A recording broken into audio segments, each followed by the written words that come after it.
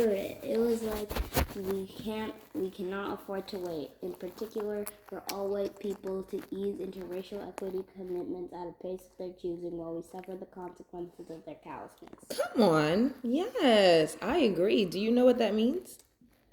Sort of. What do you think it means? I think it means that it's hopeless waiting for them because they're not actually going to do it and they're just going to go extremely slow and they don't want to lose their privileges. So they're just going to continue to, like, just let those, like, racial inequities be racial inequities because they don't want to lose the privileges that they have. Oh, so it's like they're purposely going slow so that they can help. Think. Because if they really wanted to do something different, they can easily do it. Yeah, because they're white and they have all the power, basically. Do you believe that if people of color were to band together, that they can have people power to overpower the structures that they put in place? Depends on what the government does. It's very difficult to overpower the government. And the government was fine with all the laws against, like, the black people being treated fair. So what do you think caused us to get to this point now?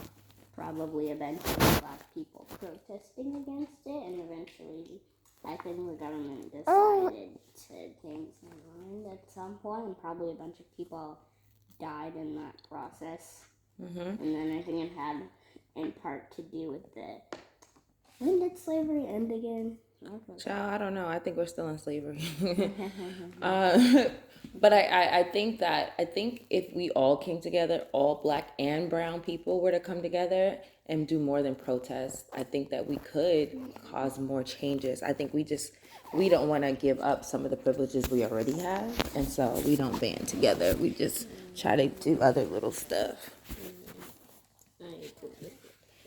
But I think that was a great speech, Hattie, and I think it's great that you have your opinion about it too, because I think a lot of people share that.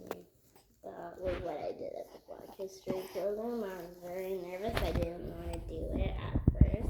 Or like Mr. Gibson asked me if I wanted a speaking part, and I was like, yeah, sure. So she gave me a speaking part, and then I was like, actually, this is a really bad idea because I forgot to rehearse it, and there was only like a week left into the program. But you're right, so you even know it now. I think that's so cool. Let's look at the Christmas program. London looks so sassy in this picture. Look at London in this picture. You can't tell me she doesn't at least look a little bit sassy. She does give a little sass, just a little spice, a little on the spicy side. London in the third grade and London now are surprisingly similar. London is still sassy sometimes. But it's more Zaya that's sassy. It's more Zaya and Charlotte that are sassy than London. And there's Tyler. There's Michaela right there in the back behind London. There's Bryce